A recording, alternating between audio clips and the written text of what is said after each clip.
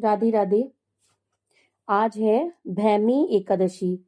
भैमी एकादशी को जया एकादशी भी कहते हैं।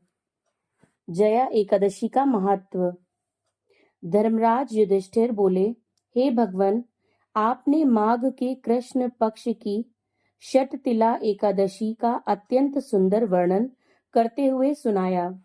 आप स्वदेज, अंडज, अद्भिज और जरायुज चारों प्रकार के जीवों के उत्पन्न, पालन तथा नाश करने वाले हैं।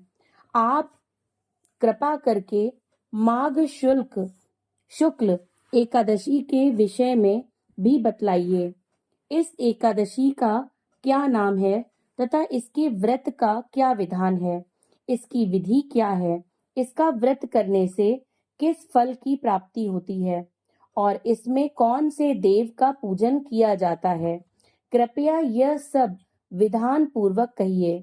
श्री कृष्ण कहने लगे कि हे राजन, माघ शुक्ल एकादशी के दिन आने वाली एकादशी को जया एकादशी के नाम से जाना जाता है।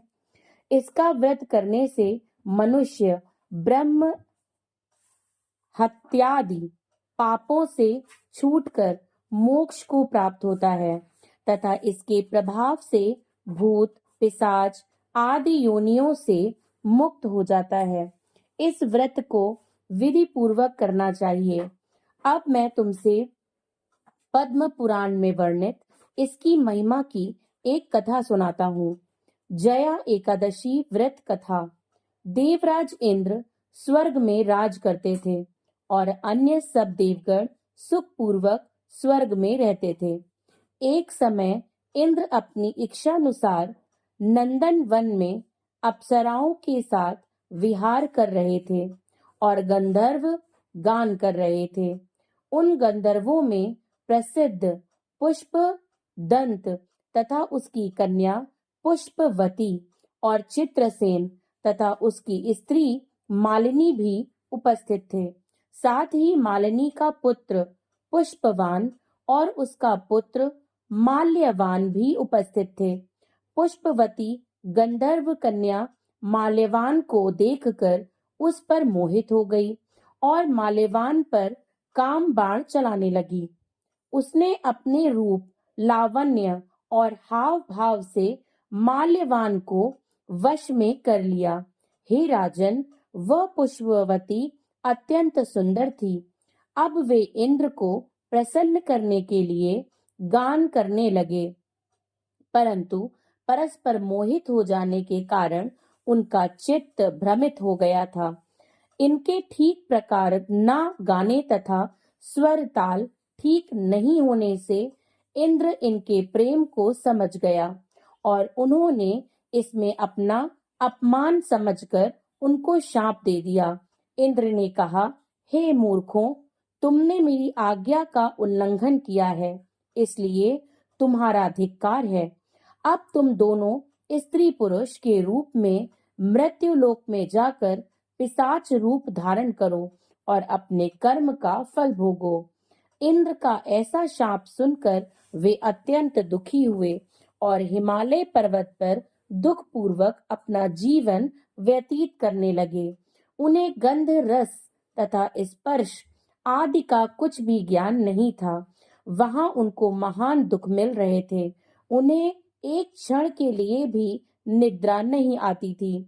उस जगह अत्यंत शीत था, इससे उनके रोंगटे खड़े रहते और मारे शीत के दांत बजते रहते।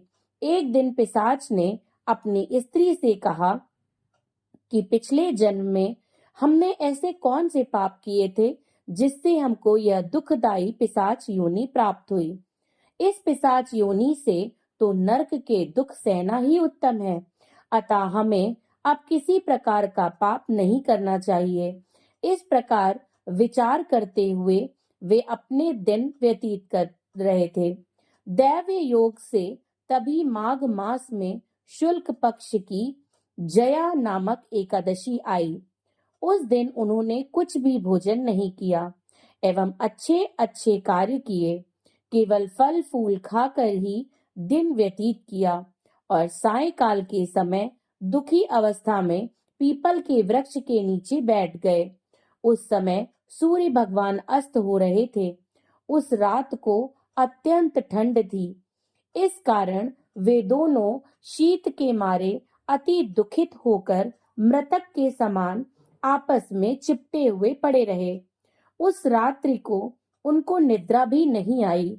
जया एकादशी के उपवास और रात्रि के जागरण से दूसरे दिन प्रभात होते ही उनकी पिशाच योनि से उन्हें छुटकारा मिला। अत्यंत सुंदर गंधर्व और अप्सरा की देह धारण कर सुंदर वस्त्राभूषणों से अलंकृत होकर उन्होंने स्वर्ग लोक को प्रस्थान किया।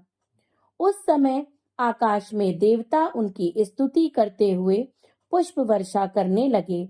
स्वर्गलोक में जाकर दोनों ने देवराज इंद्र को प्रणाम किया। देवराज इंद्र इनको पहले रूप में देखकर अत्यंत आश्चर्यचकित हुए एवं पूछने लगे कि तुमने अपनी यह पिशाच योनि से किस प्रकार छुटकारा पाया, अतः हमें यह सब बतलाइए। माल्यवान बोले, हे देवेंद्र, भगवान विष्णु की कृपा और जया एकादशी के व्रत के प्रभाव से ही हमारी पिशाच देह छूटी है। तब इंद्र बोले कि हे माल्यवान, भगवान की कृपा और एकादशी का व्रत करने से न केवल तुम्हारी पिशाच योनि छूट गई, वरन हम लोगों के भी वंदनीय हो गए, क्योंकि विष्णु और शिव के भक्त हम लोगों के वंदनीय हैं। अतः आप धन्य हैं। अब आप पुष्पवती के साथ जाकर विहार करो। श्री कृष्ण कहने लगे कि हे राजन युधिष्ठिर, इस जया एकादशी के व्रत से बुरी योनि से भी मुक्ति मिल जाती है। जिस मनुष्य ने जया एकादशी का व्रत किया है, उसने मानो सब यज्ञ, जप, दान आदि कर लिए। जो मनुष्य जया एकादशी का व्रत करते हैं, वे अवश्य ही 1000 वर्ष तक स्वर्ग में वास करते हैं। राधे राधे। जय श्री कृष्ण।